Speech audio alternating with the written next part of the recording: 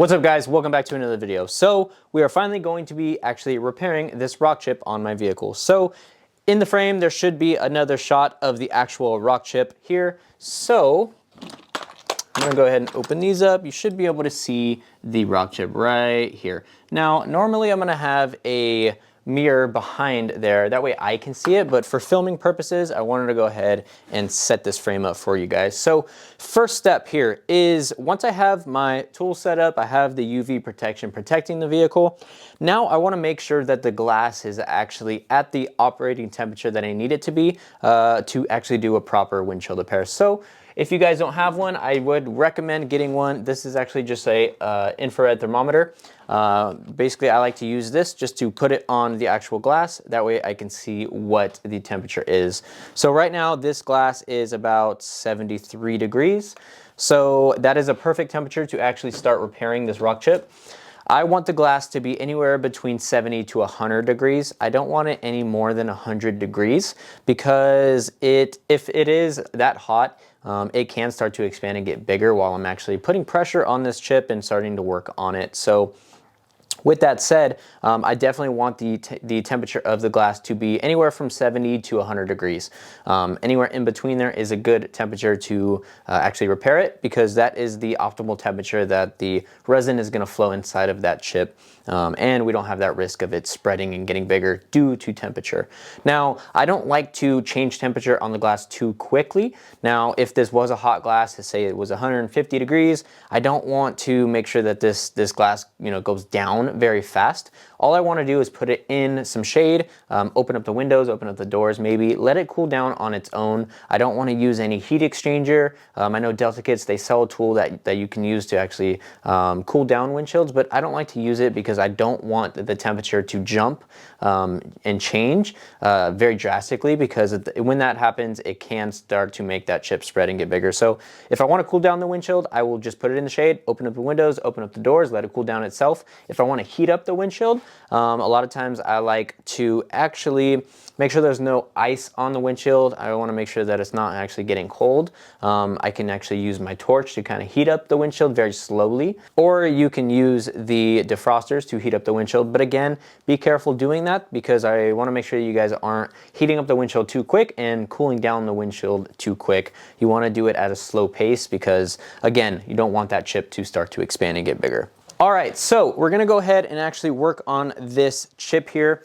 What I like to do, I have a super dirty windshield right now. You can't tell from the shot, but essentially there's a lot of dust on here. So what I like to do is just grab my microfiber towel and just go over it and just get rid of all the dust. I do not like to get it wet. I don't want to get any moisture inside of that chip. I don't want to use any water or any glass cleaner or anything. I just want to wipe it down. So I'll just go ahead and wipe down the area that I'm going to be working on, just right around it. I just want to get all the dirt and all the dust away from the chip. So usually I'm going to go ahead and put a mirror right behind there. I'm going to go ahead and put this mirror right behind there, and I like to put it right behind the actual chip and put it that way I can see the chip. But for training purposes, for showing you guys, I'm not going to use the mirror, but normally you would want to use it. So I like to check out the chip just to make sure that it is repairable. I always want to check it out first and actually mess around with it a little bit. So I'll go ahead and grab my scribe and I'll actually go onto the chip, mess around with the chip. So as you can see here, I'm kind of just flexing on the chip.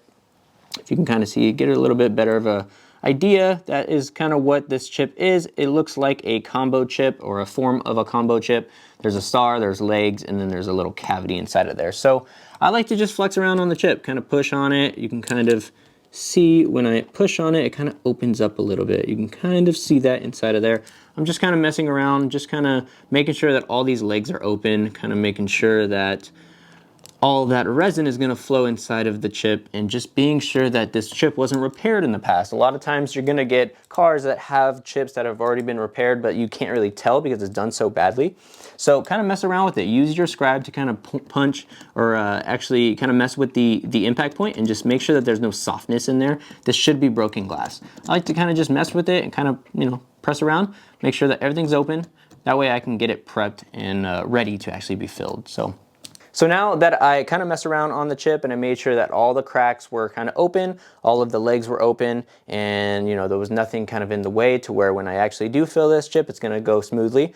What I like to do here is actually use my torch and heat up the chip a little bit. So I'll go ahead and grab a torch. You can use any torch. I have this torch. You can use a cigar lighter. You can even use a lighter. Lighters actually leave a little bit of a residue on there, so wouldn't recommend it. I would recommend using a butane torch.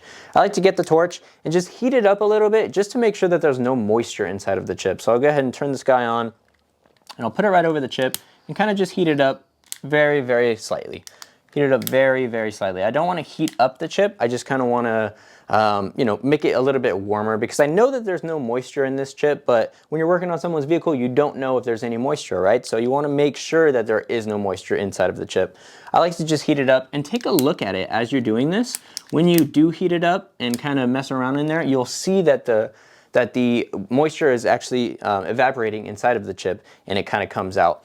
When you are flexing on the chip before you start to do this, you'll be able to kind of see movement inside of the chip of the black portions inside of there. That basically means that there is moisture, or if you suspect that there's moisture inside of there, so say you're doing it, you know, on a rainy day or maybe early in the morning when there's moisture on the windshield and you suspect that there's moisture in there, you want to make sure that you get all that moisture out. So before doing any chip repair, I like to do this just to make sure, just to kind of make sure that it's dry inside of there, because I don't want that moisture and that water inside of the chip messing with me actually repairing it. So kind of just use this kind of very, very slightly, just heating it up. I don't want to heat it up too much, like I said, making sure that it's not very hot. I'll even use my thermometer to kind of go on there, just make sure that it's not too hot. You can always use this, you know, as you're working on the chip, just to make sure that it doesn't get too hot or doesn't get too cold, whatever the case may be. So now that I heated up the chip and I made sure that there's no moisture inside of the chip, now we're gonna go ahead and drill the chip a little bit to kind of open up that pit. So I'll go ahead and grab my drill. I have a little bit different of a drill than what you guys probably have. This is just a Dremel. It's just a little bit more powerful of a drill, but it's the same exact concept. So I'll go ahead and turn on my drill, go on here, and I'll kind of just mess around with the actual pit here. I'm always holding the drill with two hands, as you can see. This is two hands. I'm always holding it with two hands. I don't want to hold it with one hand because a lot of times you're going to skip it and you're going to scratch the glass. So I like to hold it with two hands and then go right on the actual pit and kind of just clean it up.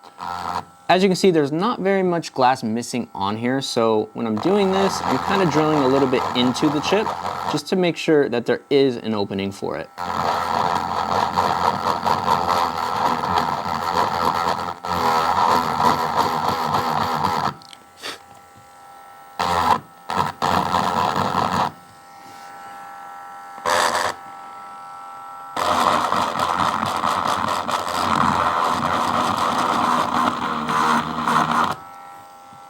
So as you can see, I'm kind of messing around with the pit. I'm just kind of cleaning it up, but I'm also drilling into the glass a little bit because I want to make sure that this is open.